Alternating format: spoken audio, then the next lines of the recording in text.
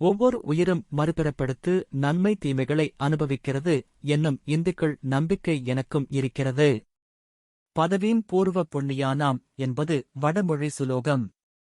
மேலை தவத்தளவே யாகுமாம் தான் பெற்ற செல்வம் என்பதும் தமிழ் முதுரை. முற்பிறப்பின் கருமவினைகள் அடுத்த பிறப்பிலும் தொடர்கின்றன.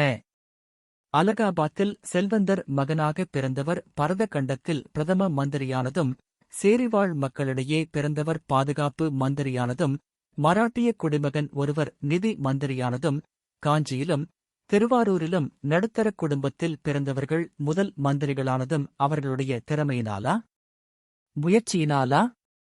8ஆம் வகுப்பை எட்டிப் பார்க்காத ஓர் ஏழை தமிழகத்தின் தலைவனாகி 1000 பள்ளிக்கூடங்கள் கட்டி 190 பேரை படிக்க வைத்தது எப்படி முடிந்தது?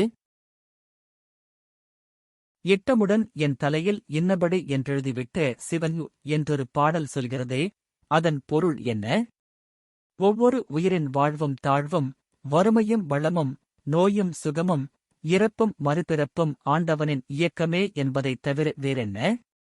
முற்றி முதிர்ந்த ஞானம் இவற்றை அடையாளங் கண்டு கொள்கிறது.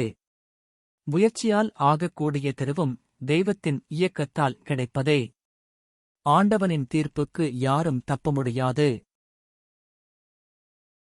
ஒரு தலைவருக்கு புற்றுநோய் வந்தபோது நாத்திகம் பேசியதால் வந்தது என்றார்கள்.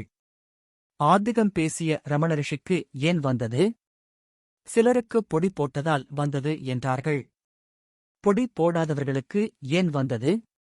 புகையிலை உபயோகிப்பதால் வருகிறது என்கிறார்கள் மருத்துவர்கள். அதை உபயோகிக்காதவர்களுக்கு ஏன் வருகிறது? ஆத்திகராக இருந்ததால் ஒருவர் நீண்ட நாள் வாழ்ந்ததாக கூறுகிறார்கள். நாத்திகர்களும் நீண்ட நாட்கள் வாழ என்ன காரணம்?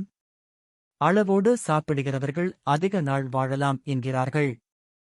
அளவின்றிச் சாப்பிடுவோரும் வாழ்வதற்கு என்ன காரணம்? இன்பத்தையோ துன்பத்தையோ தெய்வம்தான் வழங்குகிறது என்பதைத் தவிர வேறு என்ன காரணம்?